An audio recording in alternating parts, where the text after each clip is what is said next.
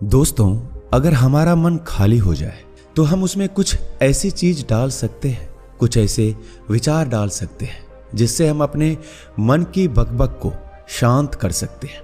जो विचारों का सैलाब हमारे मन में चलता रहता है उन्हें हम बहुत अच्छी तरह रोक सकते हैं। और दोस्तों, अगर एक बार मन की बकबक रुक जाए तो फिर हम मन से जो चाहे वो करवा सकते हैं। इसलिए अगर आप मन की बकबक को शांत करवाना चाहते हो तो इस कहानी को आखिर तक जरूर सुनिएगा। एक नगर की बात है। उस नगर में एक नौजवान युवक रहता था। उसका नाम विकास था। उसमें एक समस्या थी। उसकी समस्या ये थी कि उसका मन हर समय भटकता रहता था। उसके मन में हर समय कोई ना कोई नकारात्मक विचार चलते रहते थे। उसके मन की बकबक शांत नहीं होती थी। वह जब भी कुछ सोचकर करता तो कुछ अलग ही कर देता। कभी वह अपने अतीत के बारे में सोचकर पछताता था कि काश मैंने उस काम को, उस समय को कुछ ऐसा कर दिया होता, उस काम को वैसा कर दिया होता, या फिर अपने भविष्य के बारे में सोचता रहता और डरता रहता कि कहीं भविष्य में ऐसा हो गया तो क्या होगा, कहीं मैं असफल हो गया तो क्या होगा, अगर मुझसे कोई गलती हो गई तो लोग मेरा मजाक उड़ाना शुरू कर देंगे। ऐसे ही कई सारे नकारात्मक और असफलता से भरे विचार उसके मन में आते रहते थे।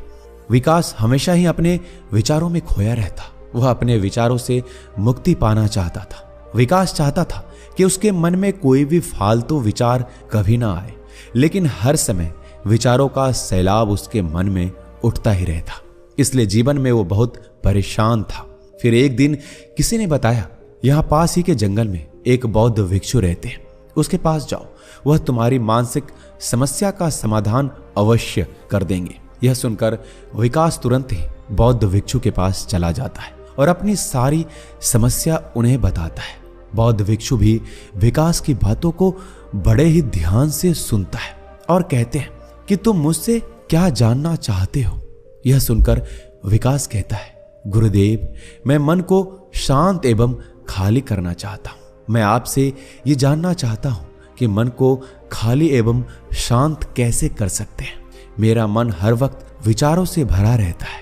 मेरा ध्यान एक जगह लग ही नहीं पाता है, जिसके कारण मेरे हर काम में समस्या आती है। मैं एक चीज करता हूं तो नकारात्मक विचारों के कारण दूसरी चीज पर पहुंच जाता हूं। मेरा मन एक जगह ठहरता ही नहीं है और यूं ही हर दिन मेरे मन में हजारों विचार चलते रहते हैं।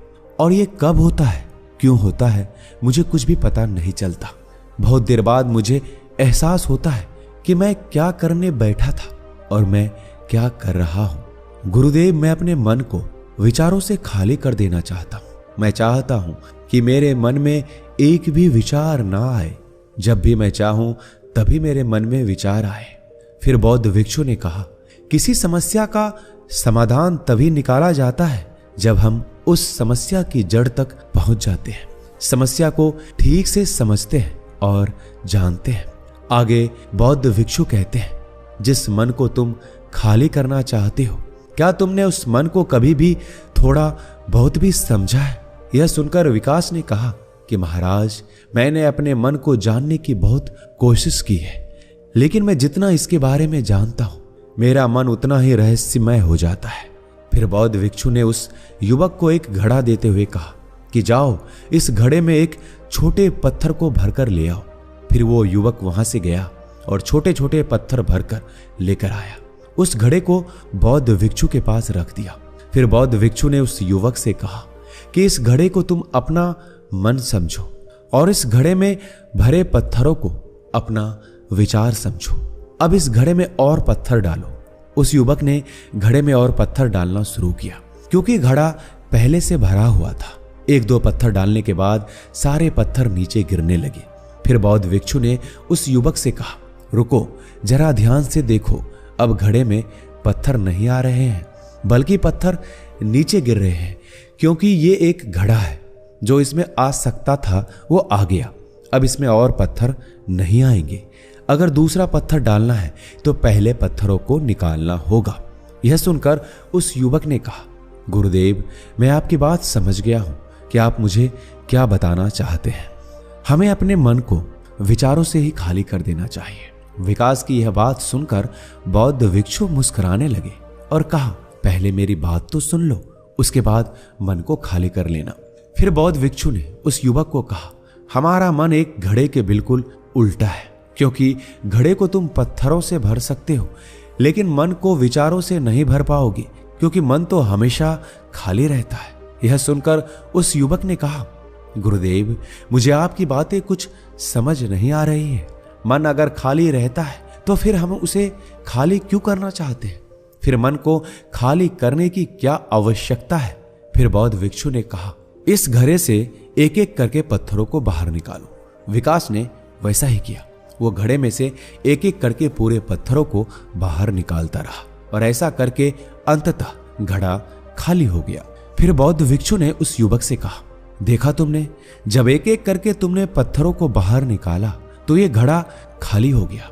अब तुम इस घड़े में दूसरा पत्थर डाल सकते हो या फिर उन्हीं पत्थरों को दोबारा डाल सकते हो, आधा भर सकते हो या फिर पूरा भी भर सकते हो। फिर वो युवक कहता है, गुरुदेव, मैं भी तो यही कह रहा हूं कि मुझे अपने मन को खाली करना है। यह तो एक पत्थर है, इसे आसानी से निकाला जा सकता है और घड़े को खाली किया जा सकता है, लेकिन गुरुदेव, मैं अपने मन को खाली कैसे करूं? फिर बौद्ध भिक्षु ने कहा, इस घड़े में एक पत्थर डालो और 2 पत्थर निकालो। यह सुनकर विकास ने कहा, महाराज, ऐसा कैसे हो सकता है? यह कोई चमत्कारिक घड़ा तो है नहीं। 1 डालो तो 2 निकल जाएंगे, 2 डालो तो 4 निकल जाएंगे। यह सुनकर बौद्ध भिक्षु ने कहा, यह घड़ा तो चमत्कारिक नहीं है, लेकिन तुम्हारा मन तो चमत्कारिक है।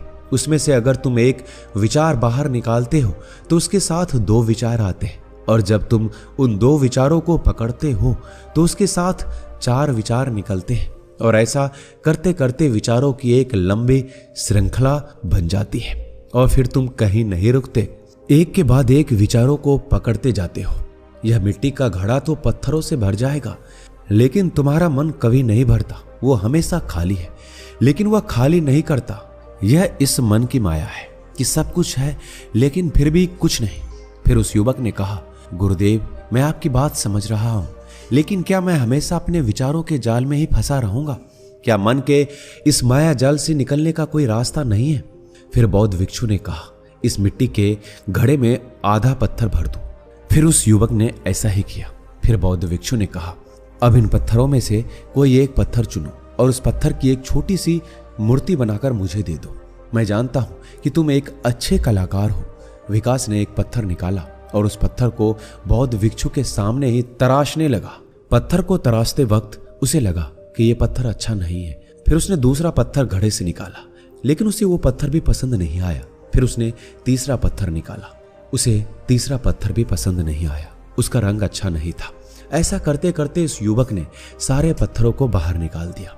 उस युवक को ऐसा करते हुए बौद्ध भिक्षु बड़े ही ध्यान से देख रहे थे। फिर बौद्ध भिक्षु ने कहा कि जब तुमने पहला पत्थर निकाला था, उस पत्थर को यह समझकर तराशो कि इसके बाद तुम्हारे पास कोई और पत्थर नहीं है और एक ही पत्थर तुम्हारे पास है। फिर उस युवक ने जैसा गुरुदेव ने कहा उसी एक पत्थर को लेकर तराशना शुरू किया। फिर उसने उस पत्थर से एक बहुत ही सुंदर मूर्ति बनाई और बौद्ध भिक्षु को भेंट की। बौद्ध भिक्षु ने कहा, गुरुदेव, इस पत्थर से इतनी सुंदर मूर्ति बन सकती थी, यह मैं सोच भी नहीं सकता था। उस युवक की बात सुनकर बौद्ध भिक्षु ने कहा, जब तुम्हारे पास कोई और दूसरा विकल्प नहीं होता, तब हम उस विकल्प में ही संपूर्ण ऊर्जा लगाते हैं और उसी को सबसे बेहतर बनाते हैं। जब हमारे पास कई सारे विकल्प होते हैं तो हम पत्थर चुनते भी नहीं और मूर्ति बनती भी नहीं। हमारा मन भी एक विचार के पीछे हजारों विकल्प खोल के रख देता है। एक मुख्य विचार को छोड़कर उन हजारों फालतू के विचारों में उलझकर हम रह जाते हैं। फिर उस युवक ने कहा, गुरुदेव, मैं आपकी बातों को बहुत अच्छे से समझ गया हूं, लेकिन अब मुझे क्या करना चाहिए? कृपया मेरा मार्गदर्शन कीजिए। बौद्ध भिक्षु ने कहा, मन को खाली करना, साफ करना 1-2 दिन का काम नहीं है। यह बहुत लंबी प्रक्रिया है। क्या तुम इसके लिए तैयार हो? युवक कहता है, जी गुरुदेव, तैयार हूं, चाहे कितनी भी लंबी प्रक्रिया क्यों ना हो। फिर बौद्ध भिक्षु ने उस युवक से कहा, मन को खाली एवं नकारात्मक विचारों से दूर रखने के 6 तरीके हैं। आओ एक एक करके समझते हैं। पहला तरीका, ऐसे लोगों का साथ छोड़ दो जो तुम्हें कमजोर, पिछड़ा हुआ, लक्ष्यहीन महसूस कराए। अक्सर हमारे आसपास ऐसे लोग होते हैं जो हमसे पद और धन में ऊपर होते हैं और इसी पद और धन के घमंड में वह अपने नीचे से लोगों को कुछ भी नहीं समझते। इसलिए ऐसे लोगों के पास रहना ही नहीं चाहिए। ऐसे लोग अपने से छोटे लोगों को हमेशा यही महसूस कराते हैं कि आप कितने छोटे हैं, इसलिए वह छोटे लोग अपने जीवन में कुछ बड़ा हासिल कर ही नहीं सकते। इसके अलावा कई बार हमारे मित्र और घर परिवार के सदस्य भी ऐसे होते हैं जो अक्सर हमें छोटा महसूस कराते हैं, हमें नीचा दिखाने की कोशिश करते हैं, लोगों के सामने हमारा मजाक बनाते हैं। ऐसे लोगों से जितना दूर हो सके उतना दूर रहे। ये लोग ऐसे होते हैं कि तुम्हारी नजरों से तुम्हारी गरिमा को दूर करके तुम्हें लक्ष्यहीन बनाते हैं और फिर तुम्हें खुद की काबिलियत पर शक होना शुरू हो जाता है। तुम्हारे अंदर खुद के प्रति नकारात्मक भावनाएं आ जाती है और यह नकारात्मक विचार हमें मानसिक तनाव और चिंता की ओर ले जाते हैं। फिर बौद्ध भिक्षु दूसरा तरीका बताते हुए कहते हैं कि तुम बहुत ही कम और चुनिंदा लोगों को ही अपना मित्र बनाओ। ऐसे लोगों को अपना मित्र बनाओ जिससे तुम कुछ सीख सकते हो, तुम्हारी इज्जत करे, तुम्हारी भावनाओं को समझे, जिनकी सोच तुमसे मेल खाती हो, जो जीवन में तुम्हें आगे बढ़ने में सहायता करे। हमारे जीवन और चरित्र में हमारे माँ बाप के बाद हमारे मित्रों का ही सबसे ज्यादा योगदान होता है, इसलिए मित्रों का सही होना भी आवश्यक है। ऐसा कहा जाता है तुम उन 5 लोगों का प्रतिबिंब हो जिनके साथ तुम सबसे ज्यादा वक्त बिताते हो। अगर तुम्हारे आसपास के 5 लोग जिनके साथ तुम सबसे ज्यादा वक्त बिताते हो वो ईमानदार हैं तो तुम धीरे धीरे ईमानदार हो जाओगे। अगर वो 5 लोग अमीर हैं तो तुम भी धीरे धीरे अमीर बनना शुरू कर दोगे। कहने का अर्थ यही है कि तुम वैसा ही बन जाते हो जिस तरह के लोगों के साथ तुम अपना समय व्यतीत करते हो। किसी महान दार्शनिक ने कहा था कि तुम किसी भी इंसान के मित्रों से मिलवा दो, मैं उसके मित्रों को देखकर उस इंसान का भविष्य बता दूंगा। हमारी सबसे बड़ी समस्या ये है हम लोगों को ना नहीं बोल पाते हैं। जिन लोगों के साथ हम रहना पसंद भी नहीं करते, ना चाहते हुए भी हमें उन नकारात्मक लोगों के साथ वक्त बिताना पड़ता है। इसलिए सबसे पहले हमें अपनी जिंदगी में उन लोगों को ना कहना आना पड़ेगा जिनके साथ रहकर हमें लगता है कि हमारी जिंदगी खराब हो रही है। अगर यह हमारी जिंदगी में ना हो तो शायद हम ज्यादा खुश रहेंगे। बौद्ध भिक्षु आगे कहते हैं तीसरा तरीका है कि तुम कभी भी अपना अतीत नहीं बदल सकते, लेकिन तुम अपना भविष्य अवश्य बदल सकते हो। इसलिए तुम्हें पूरी तरह से वर्तमान में रहते हुए उन चीजों पर, उन कामों पर ध्यान दो जो तुम्हारे नियंत्रण में है, जिन्हें तुम आज कर सकते हो, अभी कर सकते हो। बौद्ध भिक्षु कहते हैं मेरी एक बात हमेशा याद रखना, केवल वर्तमान में रहकर भविष्य को संवारा जा सकता है, अतीत में रहकर नहीं। इसलिए वर्तमान में जीने की आदत डालो। चौथा तरीका है तुम स्वस्थ और पौष्टिक खाना खाओ। हमारा शरीर ऊर्जा से चलता है। हम जैसा खाना खाएंगे हमारे शरीर को वैसी ही ऊर्जा मिलेगी। अगर हमारा शरीर स्वस्थ नहीं रहेगा तो हमारा मन स्वस्थ कैसे रहेगा? जब शरीर कमजोर और बीमार रहता है तो मन में कई सारे नकारात्मक विचार आते हैं और स्वस्थ शरीर में स्वस्थ दिमाग का वास होता है। इसलिए शरीर को स्वस्थ मजबूत रखना हमारी जिम्मेदारी है। बौद्ध भिक्षु कहते हैं कि 5वां तरीका यह है कि रोज ध्यान करो।